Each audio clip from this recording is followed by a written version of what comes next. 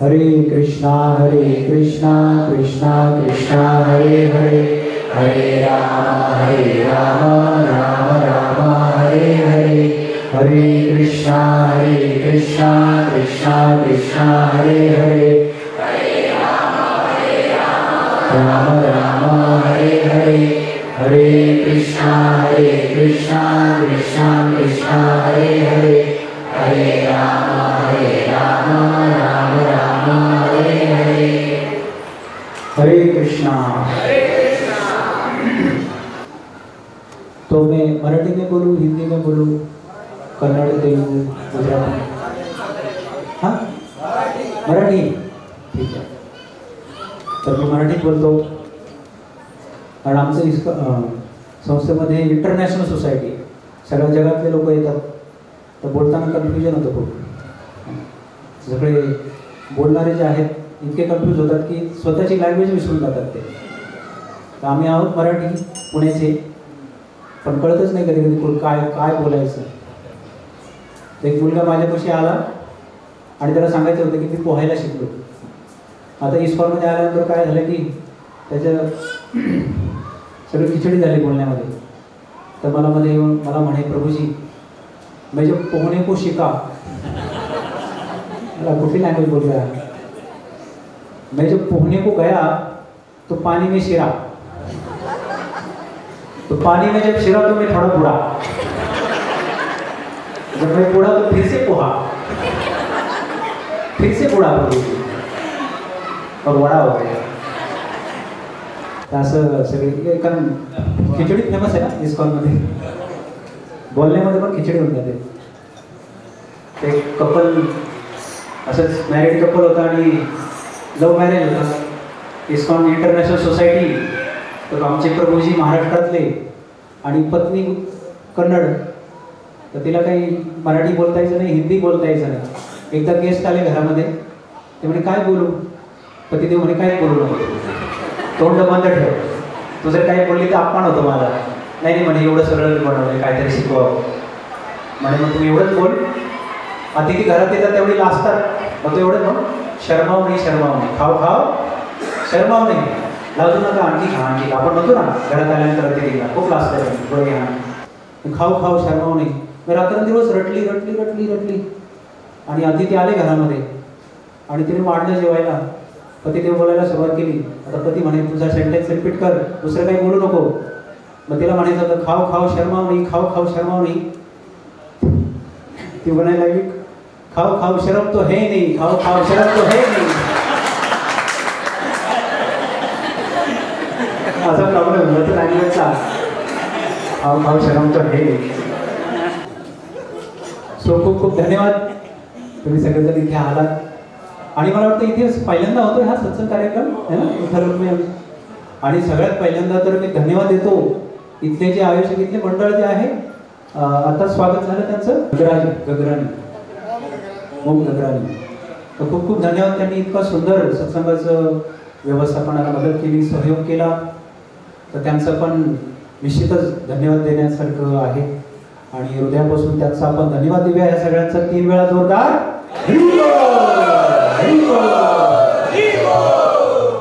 आणि आपण अशी प्रार्थना करूया भगवंतांकडे आणि त्याच्याकडे की असं तुम्ही सहयोग करत राहा, असाच सत्संगाचा लाभ सगळ्यांना मिळो है ना. आणि दुसरी गोष्ट म्हणजे आमची कीर्तन मंडळी, एवढा स्टॅमिना त्याच्यामध्ये जोरदार पहिल्यांदा पाहिला. झांबे बंपर है ना. कीर्तन मंडळीचा उत्साह एवढा तगडा होता की कीर्तन आवडलं सगळ्यांना आजचं. त्याचं जर कीर्तन आवडलं असेल त्याचा धन्यवाद देते. एक वेळा हरिबोल बोलून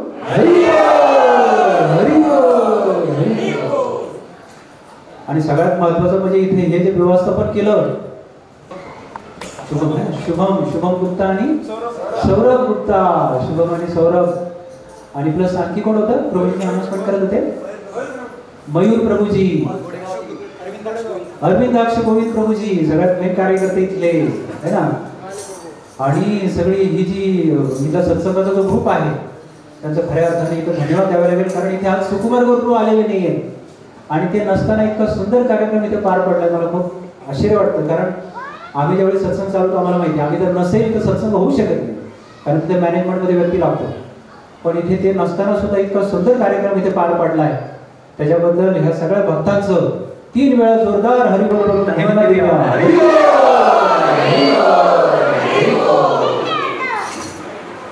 आणि इथे सुंदर नाटिका प्रस्तुत केली आणि जे काही इथे सेवेसाठी जे माताजी प्रभूजी जिथे आलेले आहेत त्यांचं पण ते उद्यापासून धन्यवाद देतो. आणि खरं तर मला बोलायचं खूप काही होतं, पण आज आपल्याकडे वेळ कमी आहे आणि विचार असा आहे की सुकुमार गुरुजींची इच्छा अशी आहे की इथे कीर्तन जोरदार झालं पाहिजे. कासार बंधू रंगोली परिवार इथे यांनी खूप सुंदर अशी सेवा केलेली आहे. त्या प्रभूंचं म्हणणं आहे प्रसादन सेवा आणि पालखीची मिरवणूक सगळे त्यांच्या हस्ते झालेली आहे. तर ह्या कासार बंधू आणि यांचं सगळ्यांचा आपण धन्यवाद देऊया. 3 वेळा जोरदार.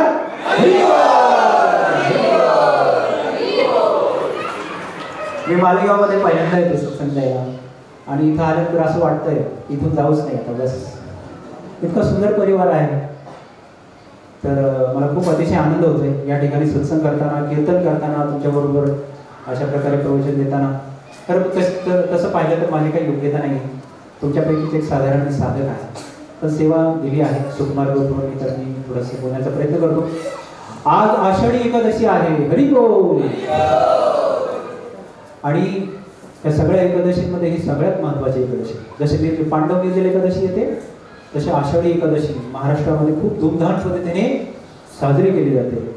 खरं तर उपवास करायचा असतो, पण आम्ही भरपूर काही फराळ खाऊन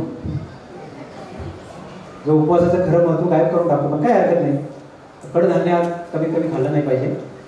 आणि हा उपवास महाराष्ट्रामध्ये तुम्ही पाहाल की सगळीकडे हा पकडला जातो आणि अशा प्रकारे ही आषाढी एकादशी साजरी केली जाते.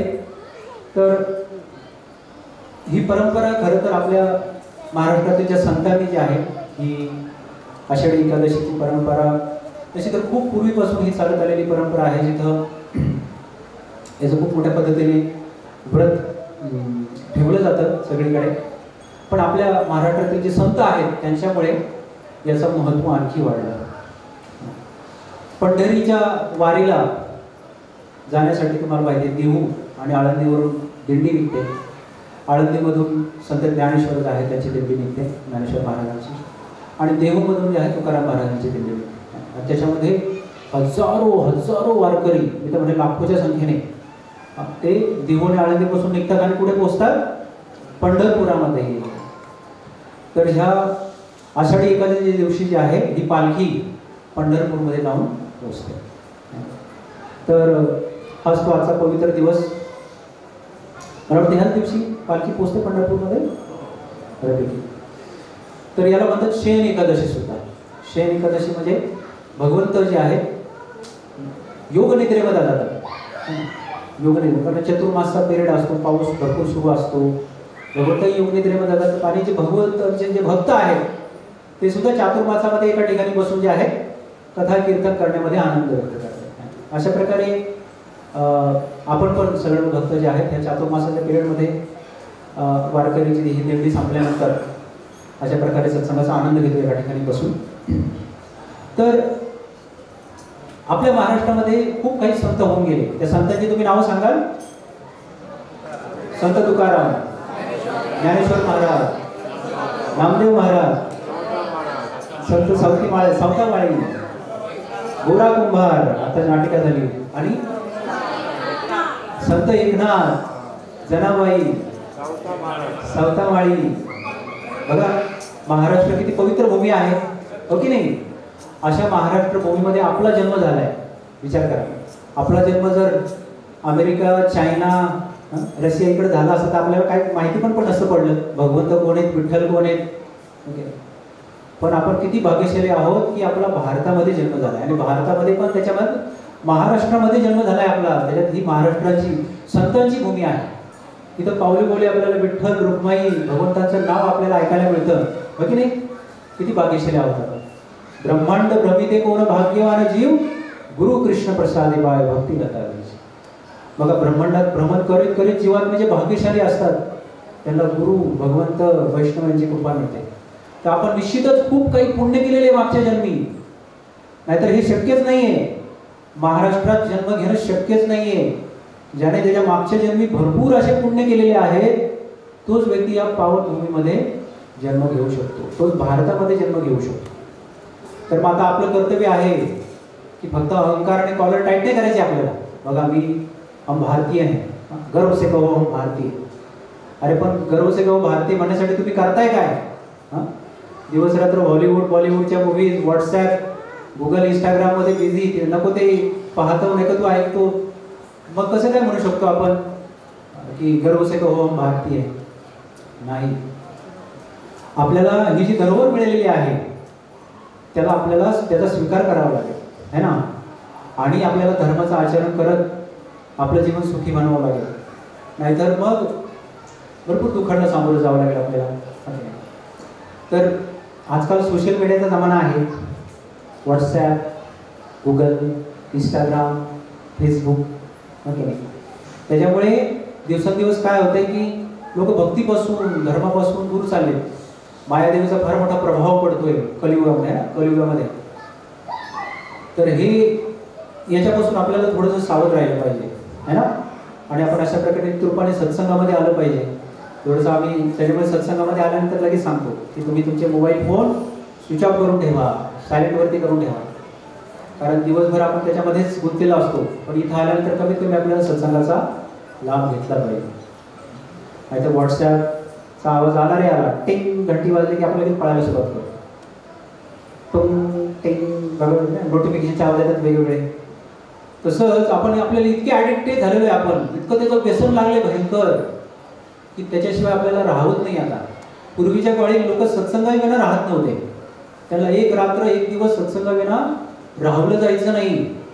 आणि आता जर तुमचा स्मार्टफोन जर काढून घेतला तर लोक वेडे होते अक्षरशः.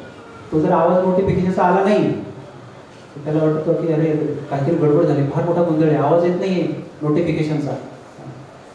त्याच्यामुळं आपल्याला थोडंसं सत्संगामध्ये सत्संगाची सवय लावावी लागेल. नाहीतर एक दिवस हा सोशल मीडिया आपली पूर्ण वाट लावून आहे. ऑलरेडी वाट लागलेलीच आहे ना?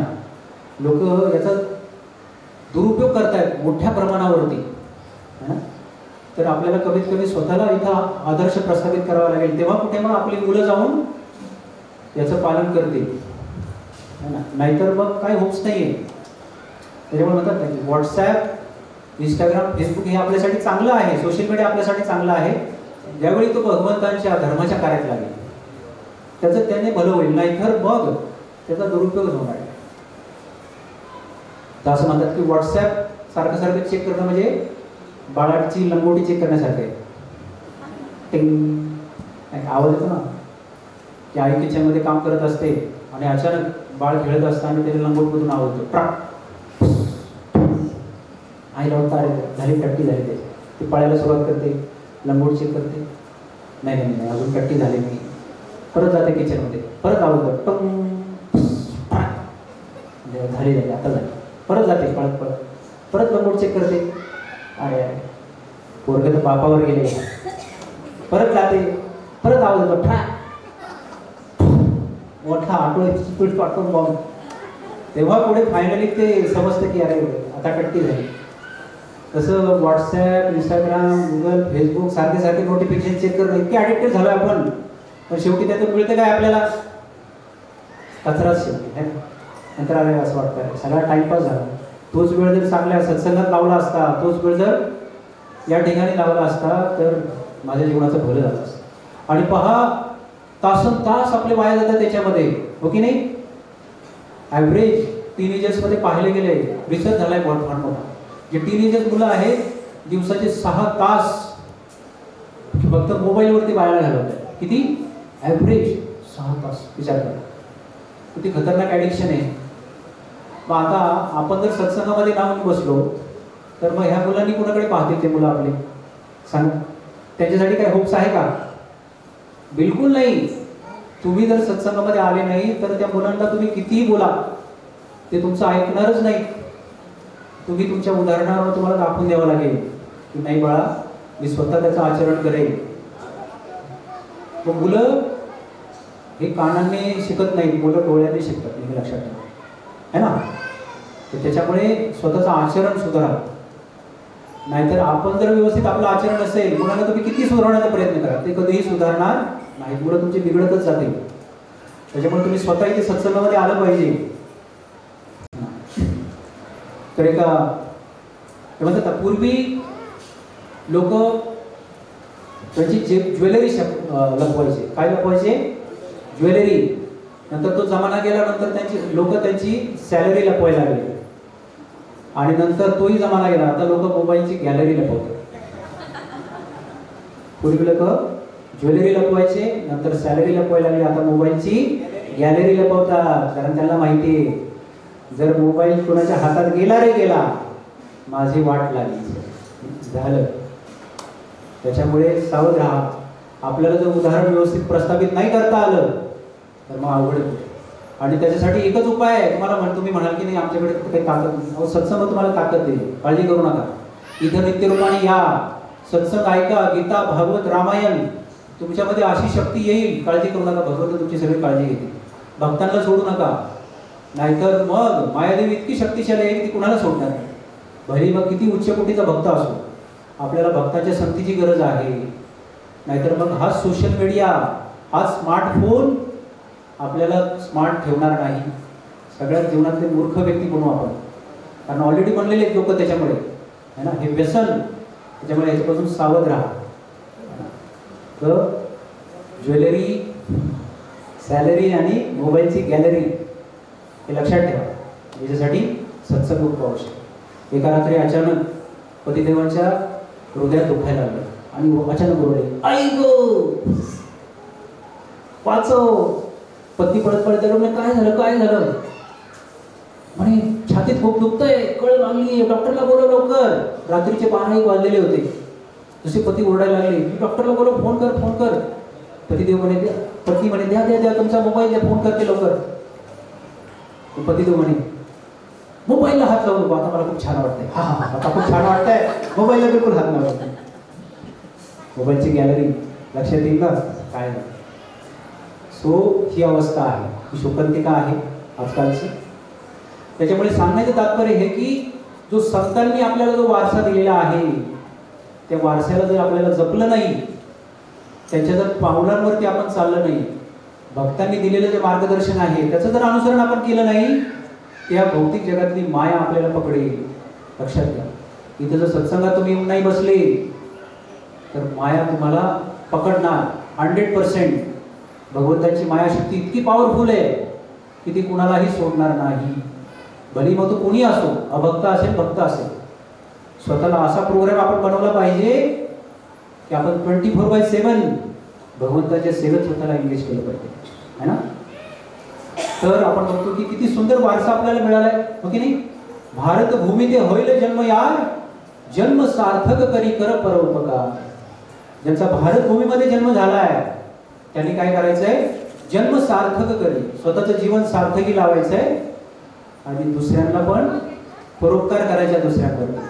नाहीतर मग ते पाकिस्तानमध्ये, चायनामध्ये जन्म घेण्याचे चांगले आहेत ना ते लोक. भारतामध्ये जन्म घेऊन आपण मिळवलं काय? काय केलं मग आपण? त्याच्यामुळे आपल्याला काय करायचंय? जन्म सार्थक करायचा आहे. ठीक आहे. तर आता मी थोडक्यामध्ये ह्या दिंडीचा थोडक्यात तुम्हाला वारसा सांगतो की ही दिंडी तसं पाहिलं तर कितीतरी वर्षांपासून ही सुरू आहे, है ना.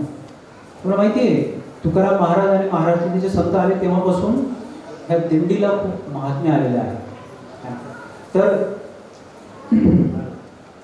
आता आपण महाराष्ट्रात राहतो, देऊळआळंदी हे खूप फेमस आहे ठिकाण. इथून जी दिंडी निघते ती कुठे पोहोचते? पंढरपूरमध्ये.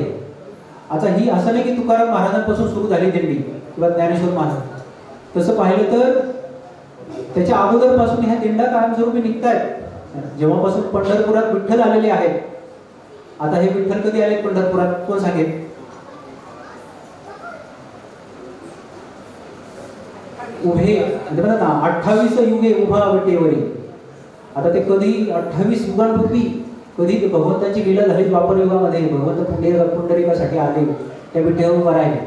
हे द्वापर युगी, ह्या द्वापर युगातली नाही येते लीला, 28 युगांपूर्वी विचार करा. तर ते विठ्ठल त्या ठिकाणी जेव्हापासून आले तेव्हापासून ह्या दिंड्या चालू आहेत. पूर्ण भारतामधून लोक जातात. पण महाराष्ट्रामध्ये ज्यावेळी संत अवतरले तेव्हापासून ह्या दिंडीला महत्त्व खूप जास्त आहे.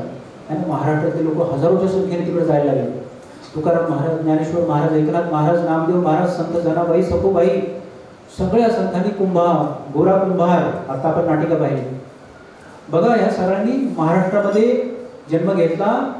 तो असं झालेलं नाही, भगवंताच्या इच्छेने झालाय तो, आपला सगळ्यांचा उद्धार करण्यासाठी है ना. तर हे तुकाराम महाराज जेव्हापासून आले तेव्हापासून दिंडीचं महात्म्य आणखी वाढलं. पण तुकाराम महाराजांच्या पूर्वी 8 पिढ्यांपूर्वी, तुकाराम महाराजांच्या पूर्वी 8 पिढ्यांपूर्वी त्यांचे जे पूर्वज होऊन गेले त्यांचं नाव काय होतं? विश्वांबर आणि अमाई. हे 2 पती पत्नी दाम्पत्य हे विश्वांबर आणि अमाई. हे 8 पिढ्यांपूर्वी यांच्या पूर्वजांचं नाव होतं. तर ते भगवंतांची ही दिंडी हे वारीला जायचे कुठून? देहूपासून ते पंढरपुरापर्यंत. आणि त्यांनी हा वारसा कायम ठेवला. त्याच्यानंतर त्यांनी भगवंतांना प्रार्थना केली की भगवंता आता खूप झालं रे, आमच्या पत्री एखादं मूल दे.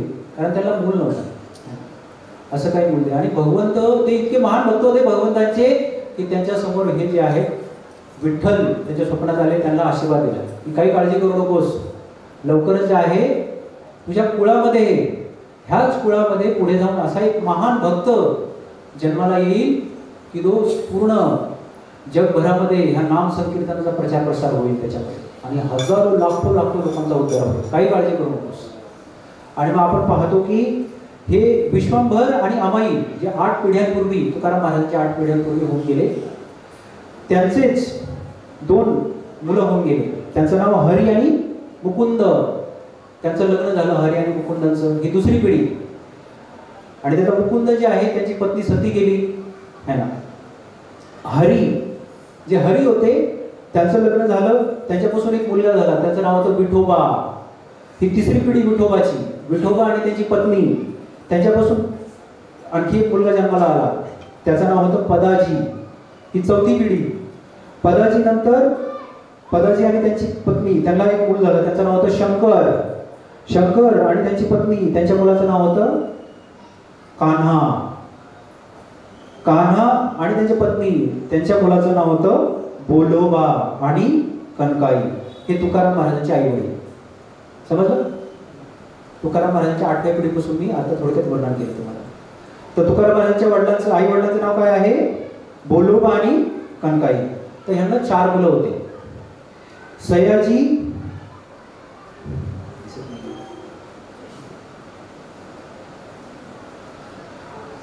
कन्हैया, तुकाराम आणि विठ्ठल. सॉरी ते दिसत नाही इथे. तर ह्या 4 मुलांपैकी एकाचं नाव होतं तुकाराम. ठीक आहे. तर हे तुकाराम महाराज हे भगवंताचे खूप महान असे भक्त जन्माला आले. तर आता काय झालं की हे तुकाराम महाराज जन्माला येण्यापूर्वी वैकुंठामध्ये भगवंतांनी एक सभा आयोजित केली वैकुंठामध्ये. कारण भगवंतांनी हे जे महान भक्त आहेत कोण? विश्वांबर आणि अमाई, यांना वचन दिलं होतं की काळजी करू नका, तुमच्या कुळामध्ये भगवंतांचा एक निश्चित एक महान भक्त मी पाठवेल. तर आता ज्यावेळी बोलोबा आणि ही कनकाई ज्यावेळी होते ते पण भगवंतांचे महान भक्त होते. आणि ह्या सगळ्या पिढ्या नित्यरूपाने पंढरीची वारी करायची, विठ्ठलाची भक्ती करत होती. पण ज्यावेळी बोलोबा आणि कनकाई त्यांनी ज्यावेळी भगवंतांना प्रार्थना केली आता कुणीतरी पाठवा भगवंता, तर भगवंतांनी वैकुंठामध्ये एक सभा बोलवली आणि सांगितले की कोण आहे तुमच्यापैकी जो पृथ्वीवरती जाऊन या हरिनाम संकीर्तनाचा प्रचार प्रसार करेल, सगळ्या लोकांचा उद्धार करेल है ना. कारण मी अशा प्रकारे वचन दिलेलं आहे विश्वांबराला की मी निश्चित एक भक्त पाठवेन. आणि भगवंतांचं ही तर भगवद्गीतेत फेमस आहे. भगवंत सांगतात यदा यदा हि धर्मस्य ग्लानिर्भवति भारत अभ्युत्थानम धर्मस्य तदात्मानं सृजाम्यहम्. ज्या ज्यावेळी धर्माची ग्लानी होते, धर्माचा ऱ्हास होतो, त्यावेळी भगवंत सांगतात मी स्वतः प्रकट होतो, माझ्या पार्षदांना पाठवतो है ना, आणि धर्माचा परत प्रचार प्रसार करतो. तर भगवंत हे करतात. युगायुगामध्ये भगवंत येतात, त्यांच्या भक्तांना पाठवतात. आता वेळ आलेली होती भगवंताच्या भक्तांना पाठवण्याची, आणि तुकाराम महाराज येणार होते.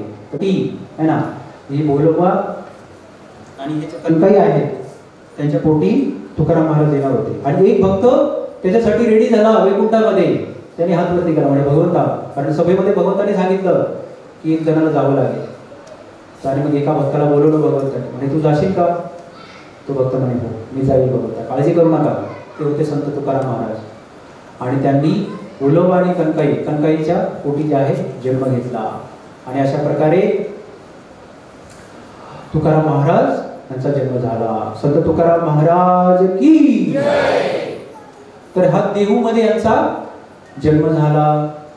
आणि बोलोबा आणि कणकाई ज्यावेळी भगवंताची भक्ती करत होते तर स्वप्नामध्ये त्यांच्या विठ्ठल आले. आणि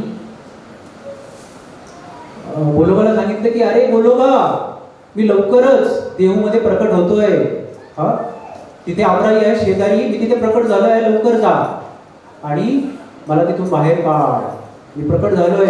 हे कुठे झालं? देहूमध्ये. बोलोबा आणि कणकाई.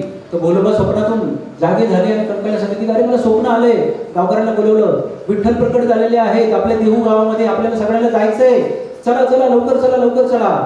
आणि हे बोलोबा सगळ्या गावकऱ्यांना घेऊन अमराईमध्ये गेले. आणि त्यांनी पाहिले की कुठेतरी सुगंध येतोय, बुक्का आणि तुळस ज्या ठिकाणी आहे तिथे पडलेलं होतं. आणि बोलोबाला समजलं की विठ्ठल या ठिकाणी प्रकट झालेले आहे. आणि सगळ्या गावकऱ्यांनी सांगितलं की या ठिकाणी जमीन खोदा, पण बिलकुल अस्त्रशस्त्रांचा उपयोग करू नका, कारण भगवंतांना लागू शकतं. हाताने जमीन उकरा, माती उकरा. आणि अमराईमध्ये सगळ्या लोकांनी हाताने माती उकरायला सुरुवात केली. आणि पाहता पाहता क्षणी हातामध्ये विठ्ठल रुक्माईचे विग्रह हाती लागले. बोला विठ्ठल रुक्माई की. तर आता तुम्ही सध्या देहूमध्ये जाल तर तेच ते विग्रह आहेत जे बोलोबा आणि कणकाईला हातामध्ये ते लागले है ना. आणि ते स्वयंभू आहे, त्याला कोणी बनवलेलं नाहीये. किती जणांनी देहूमध्ये गेलेले आहेत? किती जण तुमच्यापैकी हातवरती करा. हा, तर देहूतले जे विठ्ठल रुक्माई आहे त्याचं दर्शन घेतलं तुम्ही. त्याच विठ्ठल रुक्माईला हे जे तुकाराम महाराज आहेत ते दररोज दूध द्यायचे प्यायला. गरम गरम दूध केलेलं घेऊन जायचे. त्यांची जी आवळी आहे ना, आवळीचं नाव माहिती आहे दुसरं, त्यांची पत्नी आवळी, तिच्याकडनं ते दूध घ्यायचे आणि ह्या विठोबाला प्यायला द्यायचे. तर ही पत्नी खूप भयंकर चिडायची. तिला वाटायचं की काय माझा नवरा सारखं सारखं ते दूध घेऊन जातोय आणि हेच पितात की काय, तांब्या रिकामा येतो प्रत्येक वेळी, दूध जातं कुठे? म्हणजे विठ्ठल पितो.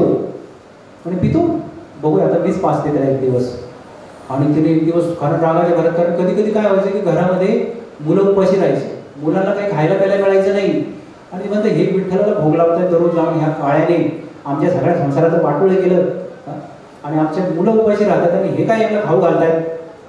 एक दिवस ती म्हणे थांबा आता तुम्ही बस साईडला, बघते मी ह्या विठ्याचं कसे दूध पितायत, कारण तांब्या रिकामा यायचा. मग हिने एक दिवस असं गरम दूध केलं, एकदम गरम भरलेलं दूध तांब्यामध्ये ओतलं आणि गेली ती घेऊन विठ्ठलाकडे. काय झालं?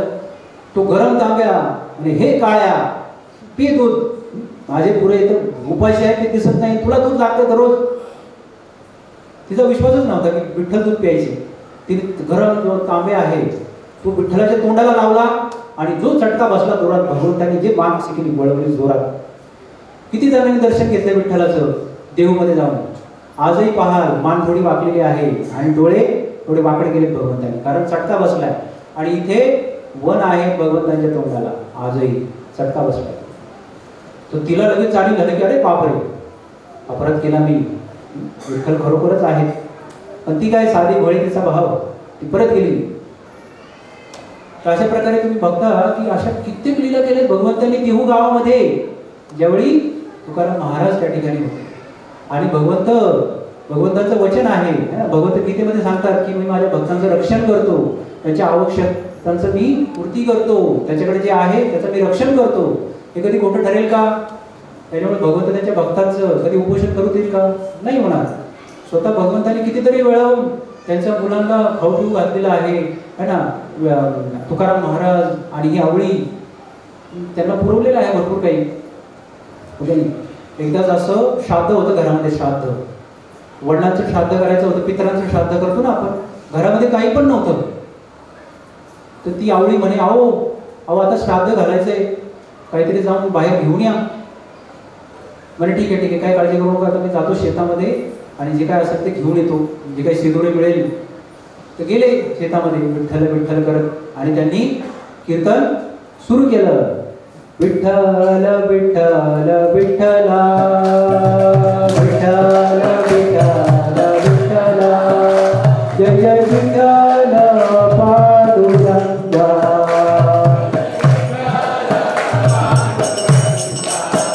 जय जय विठ्ठल पांडुरंगा.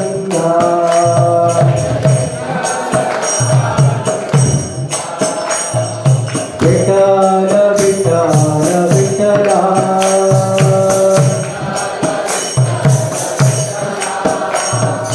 विठ्ठल पांडुरंगा.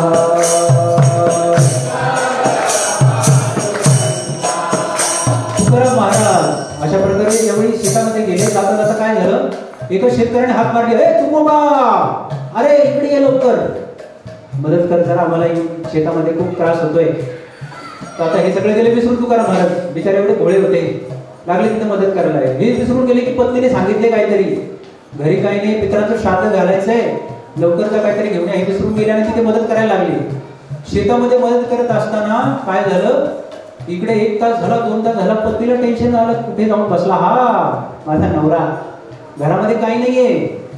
आता अशा परिस्थितीमध्ये भगवंतांना काळजी आहे ना त्याच्या भक्तांची. भगवंत म्हणायचं काय हरकत नाही, माझा भक्त बिचारा तिकडेच बसलाय. भगवंत विठ्ठल तुकारामांचं रूप धारण केलं, तिथे प्रकट झाले आणि लगेच सगळे शिदोरी, सगळं काही होतं घरामध्ये, जेवढं कुकिंग करायचं होतं पंचपक्वानाचं सगळं शिदोरी घेऊन तिथे हजर. आणि तिकडे दुसरे तुकाराम शेतामध्ये काम करतायत आणि इकडे विठ्ठल तुकारामांचं रूप धारण करून आवळी समोर आले. म्हणजे आवळे मी आलोय, काळजी करू नकोस. सगळी शिदोरी आवळीकडे दिली. अहो म्हणे, अहो काय काय सांगते आज एवढं सगळं, आणि चक्क मला जे लागतंय तेच तुमच्याकडे आहे. मला पुरणपोळी बनवायची, मला हलवा बनवायचा, मला स्वीट बनवायचे, भाज्या बनवायच्या, मला काय काय बनवायचं, मला कढी बनवायची, मला तिखट भात बनवायचा, तुमच्याकडे सगळं आहे. असं कसं झालं? माझा विश्वास बसत नाही, हा माझाच नवरा आहे का? तिचं खरं होतं, तिचा नवरा नव्हता आणि तुम्हीच आहात का ते? मीच आहे तुझा नवरा तुकाराम, जे लागतं ते बनव पटपट, मी आताच आमंत्रण ठेवलं पटकन आणि लवकर बनव. आणि हे तुकाराम महाराज विठ्ठल होते, ते गावात गेले, सगळ्यांना बोलवायला, या या या या, आमंत्रण देतोय, आपल्या पितरांचं भोजन खाऊ घालायचंय. मग ह्या वेळेने सगळं बनवलं, फटाफट लेट झाला होता आणि सगळे गावकरी आले. म्हणे तुकोबाने काय बनवलं, सगळं गावकरी सगळी पंगत बसली, तुकाराम महाराज सगळ्यांना खाऊ घातलं. आवडी इतकी खुश, सगळे गावकरी एकदम पोटभर जेवण करून गेले. आता त्यांना विश्वास बसत नव्हता, तुकाराम तुक्याच्या घरी असं सुंदर जेवण कसं काय मिळतंय आज. आणि सगळे संतुष्ट झाले, सगळे गेले घरी. आणि ओरिजिनल तुकाराम विठ्ठल विठ्ठल म्हणत आले ना, विठ्ठल विठ्ठल विठ्ठला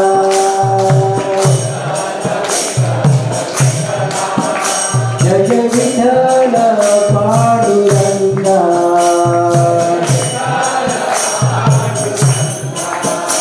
ओरिजिनल तुकाराम महाराज आले, डुप्लिकेट गायब झाले. आणि आवडीला म्हणतात, आवडे मी शिदोरी आणलेली आहे. आवडी म्हणे, अहो वेट लागले की काय तुम्हाला? म्हणे घे घे घे, लवकर बनव, पितरांचं श्राद्ध बनवायचंय. म्हणे माझा नवरा गेला, माझा नवरा वेडा झाला. अहो म्हणे आत्ताच तर खाऊ घातलं सगळ्यांना. काय मी खाऊ घातलं? मग तुकाराम महाराज समजलं, अरे अरे अरे विठ्ठलाला त्रास दिला. आणि याची प्रचिती तुकाराम महाराजांना नेहमी यायची की असं काही त्यांच्या हातनं गडबड होऊन जायची, विठ्ठल येऊन मदत करायची. असं व्हायचं ना. अशा कितीतरी लीला आहेत. तुकाराम महाराज असं जसं त्यांना समजायचं की विठ्ठल येऊन मदत करून गेले, ढसा ढसा ढसा ढसा रडायला सुरुवात करायची. आणि कितीतरी अभंग आहेत की याच्यासाठी विठ्ठला मी तुम्हाला त्रास दिला की नको त्या गोष्टींसाठी मी तुम्हाला त्रास दिला, मला क्षमा करा. त्या इंद्रायणीच्या डोहामध्ये तुकाराम महाराजांनी सगळे अभंग पुढून टाकले त्या रामेश्वर शास्त्रींनी, है ना. तर त्यावेळी सुद्धा 14 दिवसांचं उपोषण केलं तुकाराम महाराजांनी. पण विठ्ठल आले साक्षात तिथे, कारण उपाशी होते घरचे सगळे, ते मरून जाते, विठ्ठलाला काळजी. ज्यावेळी विठ्ठल आले तर तुकाराम महाराजांच्या डोळ्यातून अश्रू व्हायला लागले की माझ्यामुळे विठ्ठला तुम्हाला त्रास झाला, वैकुंठातून तुम्हाला इथे यावं लागलं, मी किती पापी, इतका अधमपतीत मी, माझ्यासाठी तुम्ही आले, किती माझं भाग्य थोर, पण मी इतका निर्दयी आणि कठोर की माझ्यासाठी मला इथे यावं लागलं. बघा हे भक्ताचं हृदय आहे की नाही. तुकाराम महाराजांचं किती हृदय, किती उदार हृदय होतं की कुठल्याही परिस्थितीमध्ये भगवंतांना त्यांना त्रास द्यावासा वाटत नव्हता, पण भगवंत तरी पण यायचे. अनन्य चिंतयन्तो मां ये जन परि उपासते तेषां नित्ययुक्तानां योगक्षेम महाम्यहम्. भगवद्गीता भगवंताने सांगितली ती खोटी ठरेल का? बिलकुल नाही. भगवद्गीता खोटी ठरू शकत नाही. प्रत्येक श्लोक भगवंत काळजी घेतात की तो खोटा ठरणार नाही. तर भगवंत म्हणतात की मी माझ्या भक्तांची काळजी घेतो, 100% घेणार. ज्या अर्थी तुम्ही इथे सत्संगात येताय तुमची पण काळजी भगवंत घेणार, काळजी करू नका. एकदा मग तुम नावाला विठ्ठलाचं, आता आपण विठ्ठलाचे झालोय, आहे की नाही. मग भले किती पण पापी असो आपण आता कोणाचे झालोय? विठ्ठलाचे. आताच भगवंत कीर्तन केलं, विठ्ठल माझा माझा माझा, आहे की नाही. ते खरंय, आपण विठ्ठलाचे आहोत. आपण भली भगवंतांना त्यागू आता, पण विठ्ठल आपल्याला कधी त्यागत नाही. अनंत कोटी जन्मापासून आपल्या बरोबर ते हृदयात परमात्मापणे फिरतायत. आपण त्याचा त्याग करतोय इंस्टाग्राम, गुगल, फेसबुक वरती एंगेजेबल, तरी पण ते आपल्याला सोडायला तयार नाही. एक दिवस हा स्मार्टफोनचा त्याग करून माझ्याकडे येईल, काही काळजी नाही. पण त्याच्यामध्ये गुंतून आपण विठ्ठलाला विसरून जातो, हे चुकीचं करतो आपण, ओके नाही. तर सांगण्याचं तात्पर्य आहे की ह्या विठ्ठल ते किती आपली काळजी करतात, आहे की नाही. पण आपल्याला त्याची काळजी आहे का? जसे तुकाराम महाराजांना काळजी होती, तर आपल्याला इथे यावं लागेल, आहे की नाही. सत्संग करावा लागेल, तेव्हा कुठे आपलं जीवन सुखी होईल. ते तुकाराम महाराज आले, त्याच्यामुळे तर आपण बघतोय की आता हजारो वर्ष पुढे हजारो कितीतरी पिढ्या येतील आणि त्यांचा उद्धार होत राहील. आतापर्यंत कितीतरी पिढ्या गेल्या आणि त्यांनी स्वतःचा उद्धार केला, तर वैकुंठात गेले, हो की नाही.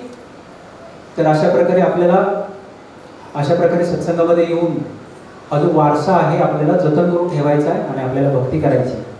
नाहीतर मग जन्माला आल्या आणि वाहत गेला आहे, असं काहीतरी आहे. तर काय उपयोग मग भारतामध्ये जन्म घेऊन, काय उपयोग महाराष्ट्रामध्ये जन्म घेऊन? आपल्याला लाज वाटली पाहिजे की आपण हा संतांनी दिलेला हा जो वारसा आहे तो आपल्याला टिकवता आला नाही. आपले पूर्वज, त्यांना लाज वाटेल की अरे अरे कशाला याला जन्म दिला, मी याला जन्म देण्यापेक्षा मी बिना मुलाचा निपुत्रिक राहिला असतो, निपुत्रक राहिला असतो तर चालला असतो. आपले पूर्वज वाट बघतायत आपली की माझ्या कुळामध्ये असा कोणीतरी जन्माला येईल की जो माझी भक्ती करून आमचा उद्धार करेल. त्या पितरांचा उद्धार केव्हा होता? आता तुकाराम महाराज पितरांचं केलं ना उद्धार, पण पित्र खऱ्या अर्थाने त्यांचा उद्धार केव्हा होतो? फक्त श्राद्ध घालून नाही. तुम्ही ज्यावेळी अशा सत्संगामध्ये येऊन ज्यावेळी जोरदार कीर्तन करताना, शास्त्रांमध्ये लिहिलंय की कुळांमध्ये कुणी जर एखादा व्यक्ती कुळ परंपरेमध्ये येणाऱ्या एखाद्या व्यक्तीने जर नाम संकीर्तन केलं तर जिथे कुठे हजारो आपले पूर्वज होऊन गेलेले ते त्या ज्या ठिकाणी असतील त्या ठिकाणी नाचायला सुरुवात करतात की आमच्या कुळामध्ये आता एक व्यक्ती आलाय जो भक्ती करतोय आणि आता आमचा उद्धार होणारच, याच्यामध्ये काही शंका नाहीये. आणि ते जोरदार नाचायला लागतात. आणि हे खरं आहे, हे शास्त्रामध्ये दिलंय आणि आपल्या ह्याच्यामध्ये पण दिलेलं आहे कित्येक संतांच्या ग्रंथांमध्ये की पवित्र तो देश, धन्य ते कुळ पवित्र तो देश, जिथे हरीचे दास जन्म घेती. जिथे हरीचे दास जन्म घेतात तिथला देश, तिथे ते कुळ, ते धन्य आहे, तो पवित्र आहे. तर आपण अशा प्रकारे गर्व झाला पाहिजे, असं वागलं पाहिजे, है ना. त्यांना खाली मान घालता लावले नाही पाहिजे आपण, ठीक आहे. तर आता खूप खूप धन्यवाद. तर या ठिकाणी आपण थांबूया आणि आपण इथे थोडंसं कीर्तन करूया आणि सगळ्यांसाठी महाप्रसाद असेल, ठीक आहे. श्री श्री विठ्ठल रुक्माई की जय, पंढरपूर धाम की जय, श्री श्री पंढरपूर धाम की जय.